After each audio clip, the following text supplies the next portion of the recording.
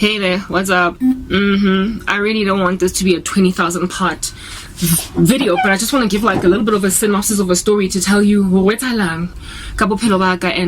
what's up, you know what I mean? Anyway, whatever. My mom went, please go check out the previous part to gauge where we find ourselves, ne?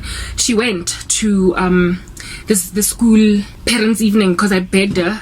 And when she got there, the teacher was like, oh, like, guys, I was a student. I was gifted. All right. My mom didn't care or no. You know, I'm like Matilda. I don't know if you guys have seen the movie Matilda. That little girl, or read the book. Yeah, Roald Dahl. Is it Roald Dahl? Her family just could not care less about the fact that she was born a genius. And she ended up getting adopted by her teacher. Yeah, I'm a proper Matilda, but not the kind that gets adopted by a teacher. The kind that just like is made to just gather dust, ignored by family, and ultimately family destroyed her life. Anyway, whatever. Right? So here it is that my mom gets called, and this teacher of mine, that's a homeroom teacher, is like white woman, right? She is like, hey, Batung, your daughter, my goodness, she's so lovely. She also used to think I was pretty. So like every day, go classing when we get there, me and my friends, really deep off and about cutie as well. So the teacher used to be like, you girls are so pretty and you're so smart. I just love you guys so much. The teacher was just besotted with us, okay? And so I was just among one of the girls in the class that my teacher liked, you know, among my besties, my banganis. A crew, you know, birds of a feather. We used to flock together. Please, guys, my underarm hairs, don't let them distract you. I ain't got time to be shaven. Anyway, whatever. Yeah, so this teacher like went on and like literally ranted and raved about me when my mom went to parents' evening, and she was like, your daughter, oh my goodness, she's so lovely, she's so beautiful, and she's so clever, she's so smart, she does so well, oh, you are so blessed. And well, my mom came home and told me this on some, your teacher is quite the fan, you know, she really likes you. And I was like, thanks. Yeah, I know, you know, she won't stop praising me and my friends and anyone at all else in class that she really liked, she was happy to praise. And I thought that, you know, from that moment, my mom would be like, she would notice, she would realize, because I had outgrown the laziness of primary school, that gold mine Nimona, you've got a lovely daughter, she's beautiful and she's smart, like you've got like future Mahadi 100,000, 1 million, you've got Lobolaya 1 million Nimo. Not only do you have one Lobolaya 1 million, but you have got like multiple degrees. It's a doctor, it's a biochemist, you know what I mean? Yeah, it's a astrophysicist, it's a theoretical physician, it's a lawyer, you know, yeah, do you get me? Geologist.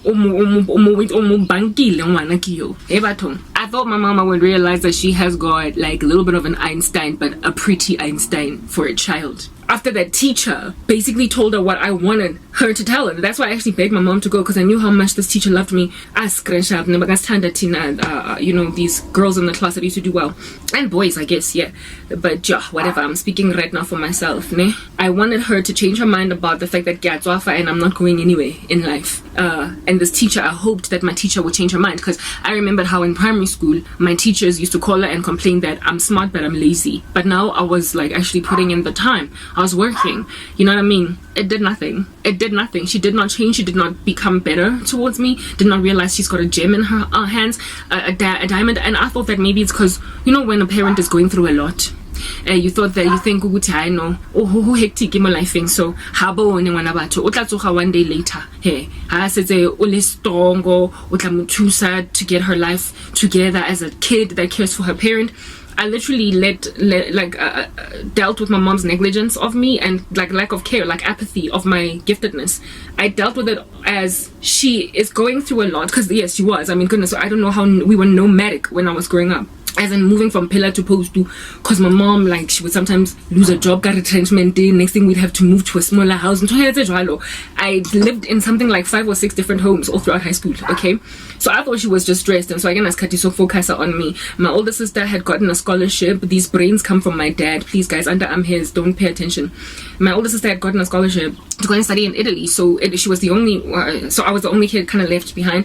My younger sister was only born when I was 17, grade 11. So this is grade 9 that I'm talking about. So I was basically like an only child, and I went everywhere with my mother, and I just wrote off her negligence of me or her disregard of my giftedness and my talent as stressed. And I had favor eskolweni, and I had favor, you know, I had a future, I had a plan that I had put down, what I'm going to do with my life. Do you understand? And I told myself that one day my mom will see what she has, even though teachers now told her what I'm about and she could not care less.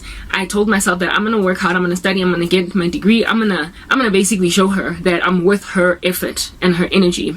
Well, my little sister got born when I was in grade 11, and that's when I noticed that, okay, this thing that my mom is not just cause stressed my lifing, or things are not slanganarring for her.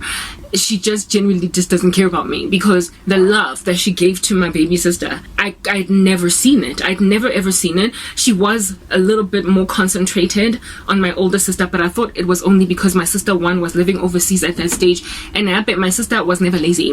She was one of those kids that from primary was just like always on the stage there doing, you know, it break dance for being number 1 or number 2. I was a bit of a late bloomer, so my mom decided to invest all of her energy in getting this kid a future. So I thought that it was just because my sister displayed early that she was that thing. So I worked like a dog to prove to my mom that, hey, I'm just like my older sister, invest in me too. But she never did. And I imagine that my sister relieved her of parenting, bohektiki, all that, you know, responsibility, because she was really actually truly going through a lot, because she was like, when she got to that into the scholarship Yago Italy, my older sister was everything was paid for, so the financial burden was taken off my mom. I was literally the only thing that she needed to take care of at this stage. So I imagined that maybe that's why towards my older sister, she groomed her so that she would be relieved. But now that she had just me, I wanted to show her that I'm not just some burden. Like, literally, I am a gem. It never worked. And when my baby sister was born, despite the fact that she still had issues, we still were nomadic. We still kept on moving from pillar to post. There was a time when we were living in a back room at the back of my aunt's house, with my little sister Ellie, an infant, like a newborn baby. So she was still stressed out, if anything, a lot more than she was when I was still on, like, you know, much, much younger.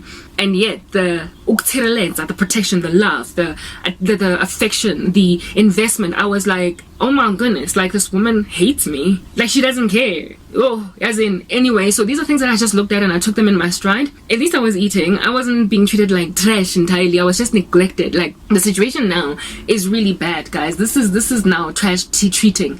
When I was growing up, it was neglect, benign neglect. Now it's intentional mistreatment. It's intentional decimation. Do you understand? And Joe, anyway, let's just get into it. When I saw that, because I wasn't horribly treated, and because my older sister was very, very supportive, by the way, she was such a good, like, older sister. If anything, she was kind of motherly towards me. My mom's negligence was buffered. It was the shock absorber was my older sister, because she used to take care of me. We're going to say overseas, you know, Donna Karen. I was that designer chick wearing clothes as Durayo from overseas, because she used to get like an allowance there that enabled her to buy that designer Italy or whatever. So my sister, having buffered the blow, just made my mom's negligence like whatever. Told myself that I'm gonna get my own, and I'm gonna show this woman that I was not a waste of breath. Next part.